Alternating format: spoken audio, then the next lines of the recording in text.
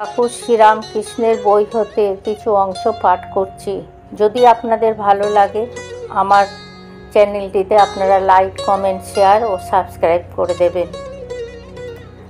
ঠাকুর বলতেন, আমার পুজো দেখে মোহিত হয়ে হলদারি কতদিন বলেছে, রামকৃষ্ণ এবার তোকে চিনেছি। তাতে কখনো কখনো আমি রহস্য করে বলতো, দেখো আবার যেন গোলমাল হয়ে না যায়।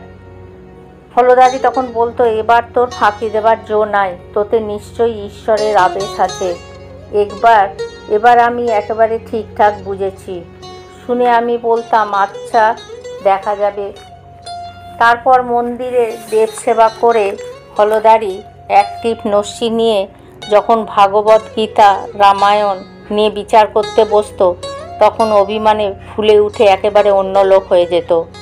আমি তখন গিয়ে বলতুম, তুমি শাস্ত্রে যা পড়ছো সেসব অবস্থা আমার হয়েছে, আমি ওসব কথা বুঝতে পারি। শুনেই হলদারি বলল, হ্যাঁ তুই গণ্ড মূর্খ, তুই আবার এসব কথা বুঝবি? আমি বলতুম, সত্যি বলছি, এর ভেতর যে আছে সে সকল কথা বুঝিয়ে দেয়। ঠাকুর বলছে, এই যে তুমি কিছুক্ষণ আগে বললে এর ভিতরে ঈশ্বরের আবেশ আছে, সে সকল কথা বুঝিয়ে দেয়। হলদারি শুনে গরম হয়ে বলে, যা যা মূর্খ কোথাকার, কলিতে কলকি ছাড়া আর ঈশ্বরের অবতার হবার কোন শাস্ত্রে আছে? তুই উন্মাদ হয়েছিস বলে অমন ভাবছিস। ঠাকুর বলে, আমি হেসে বলতুম, এই যে বলেছিলে আর গোল হবে না, কিন্তু সেসব কথা তখন শোনে কে? ওইরকম এক আধ দিন নয়, অনেক দিন হয়েছিল। পরে একদিন সে দেখতে পেল ভাবে কাপড় ছেড়ে গাছের উপরে আমি বসে আছি আর সেই অবস্থায় বালকের মতো পেচ্ছাপ করছি। সেদিন থেকে হলদারি একবারে পাক্কা হয়ে গেল যে আমাকে ব্রহ্মদত্তি পেয়েছে। কাঙালিদিগকে নারায়ণ জ্ঞান করিয়া ঠাকুর এক এক সময় প্রসাদ বুদ্ধিতে তাহাদের ভোজনের কিছু অংশ গ্রহণও করিয়াছিলেন। ইহা দেখিয়া হলধারী বিরক্ত সহিত বলেন, তোর ছেলে মেয়েদের কেমন করে বিয়ে হয় তা দেখব।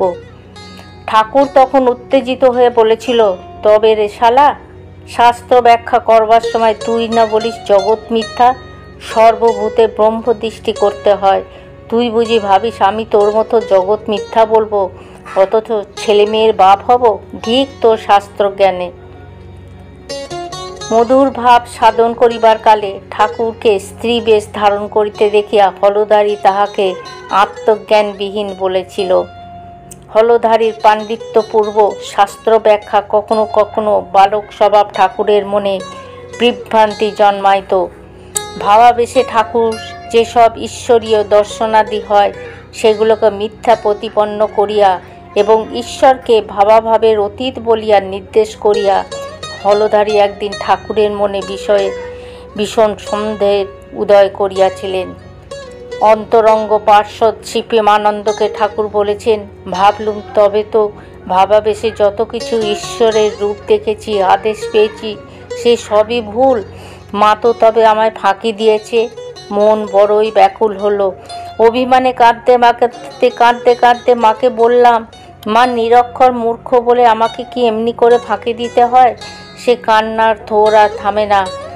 কুটির ঘরে বসে কাঁদছিলাম। কিছুক্ষণ পরে দেখি কি সহসা মেঝে থেকে কুয়াশার মতো ধোঁয়া উঠে সম্মুখের কতকটা জায়গা পূর্ণ হয়ে গেল। তারপর তার ভিতর লম্বা দাড়িওয়ালা একখানা গৌরবর্ণ জীবন্ত সৌম্য মুখ। ওই মূর্তি আমাকে এক দৃষ্টে দেখতে দেখতে গম্ভীর স্বরে বলল, ওরে তুই ভাব মুখে থাক, ভাব মুখে থাক। তিনবার ওই কথাটা বলে মূর্তিটি ধীরে ধীরে আবার কুয়াশায় গলে গেল। তাই দেখে ঠাকুর বলছে, আমি শান্ত হলুম। হলধারীর কথায় ওরূপ সন্দেহ আর একবার মনে উঠেছিল। সেবার পুজো করতে করতে মাকে ওই বিষয়ের মীমাংসার জন্য কেঁদে ধরেছিল। মা তখন রতির মা নামে একটি স্ত্রী লোকের রূপ ধরে ঘটের পাশ থেকে বলেছিল, তুই ভাব মুখে থাক। আজ এই পর্যন্ত বন্ধুরা। জয় ঠাকুর, জয় মা।